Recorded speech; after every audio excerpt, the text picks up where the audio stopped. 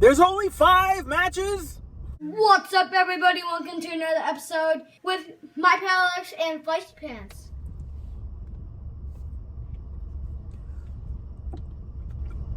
What's up, everybody? Welcome to another episode of Alex's Toy Show. We are picking winners, not your nose, for WWE's Hell in a Cell 2020 pay-per-view tomorrow, Sunday.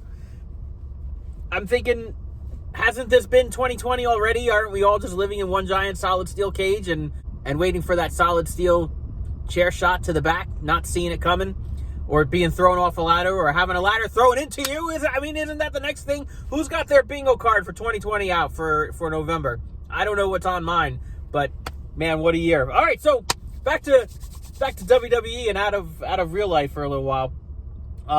Jeff Hardy is facing Elias in a singles match. No solid steel cage involved in this one. Elias just came back from an inventory.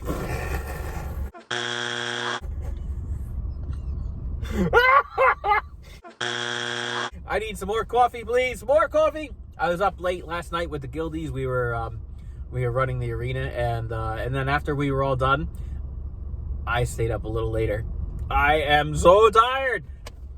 Elias came back from an injury, not inventory, and he pummeled Jeff Hardy, so that sets up a match to for them.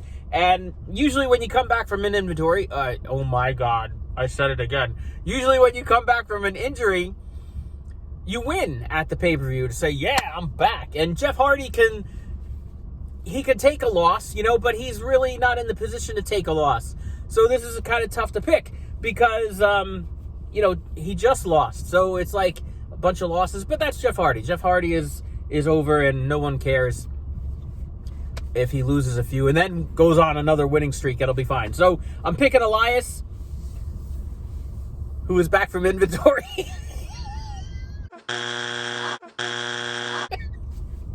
Otis putting the Money on the Bank briefcase contract on the line against The Miz. This is going to be a soap opera. You got Otis, who went to SmackDown.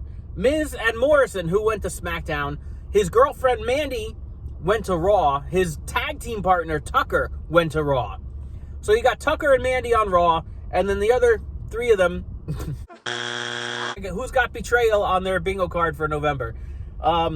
Otis is losing this. I'm convinced Otis is losing. The Miz is going to win. How he wins is unforeseen. I don't know if Mandy's going to betray Otis and cost him the match, or if Tucker costs him the match. It kind of doesn't make sense because they're both on Raw and Otis is on SmackDown, so there's no retaliation there. I would really see more so John Morrison, Miz's tag team partner, interfering and costing Otis the match while the ref isn't looking, say, because this is also not in the solid steel cage. This is just a regular match. And I'm just looking. I got my notes down on the seat, sorry. And The Miz is going to win, bottom line. How he wins, there's going to be some kind of, altercation, some kind of interference. Somebody's going to cost somebody the match, and The Miz is going to win.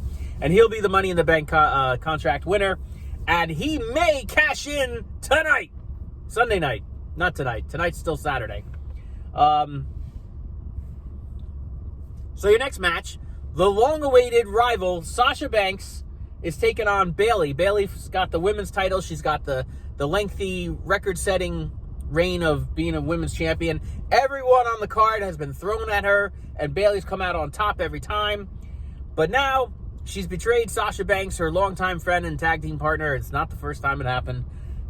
Sasha Banks is in the prime spot to win and beat Bayley, but Sasha Banks cannot wrestle at Hell in a Cell. She can't. She got hurt. Who remembers the match against Charlotte she had in Hell in a Cell?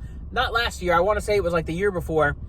And I thought she died. I really, at one point, Charlotte was just throwing her around. I'm like a rag doll. I was like, oh my God, I think she's dead. And then Sasha Banks moved, and we knew she was alive. But I thought for sure she was at least going to be crippled. She's fine. She's wrestling.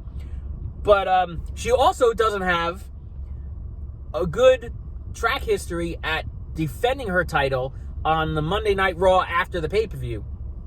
She's lost like 4 times. She's held, look back, go back. I know it's been a long time ago, but she's held the title before, and she's lost the title before right after the pay-per-view. So I want to say, for the sake of the story, Sasha Banks wins here. She has to. She has to. Who else is going to beat Bayley? Although, being that they did go to SmackDown, the both of them, in the draft, Bayley could retain, and then we could see a new challenger among the roster. Not Lana. Lana, oh, what a mess that was. I got to stick with Sasha Banks. That makes the story make sense if Sasha Banks wins.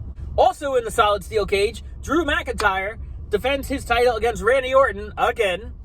Now, Drew McIntyre won at the ambulance match last pay-per-view, and I thought it would have been a farewell match to their feud. That would have been putting it in a box. Thanks, Randy, for playing, because all the legends that Randy punted in the face all came back except for Edge. All came back and helped get him in the ambulance.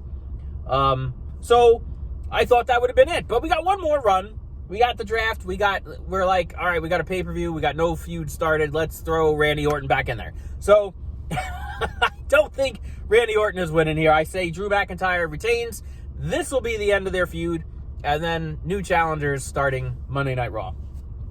Which brings us to the fifth and final. Well, probably not the final. Probably not the fifth match, but definitely the final match. This should be the main event of the show. Roman Reigns defending his title against cousin Jey Uso in an I Quit the Family, not the business, I Quit the Family stipulation Hell in the Cell match. There's a lot of stuff going on here. So anyway, I don't see Roman Reigns losing the title to anybody at this point. So I'm going to say Roman Reigns retains the title. I think there's going to be a follow-up stipulation. And does anybody remember what the Hart Foundation became years and years ago? This could be the start of, not the new Hart Foundation, but the new tribe, say, whatever they want to call it. Roman Reigns is the head of the table. You got the Usos, who are related in family, and they may get like the family together, and it could be a big thing.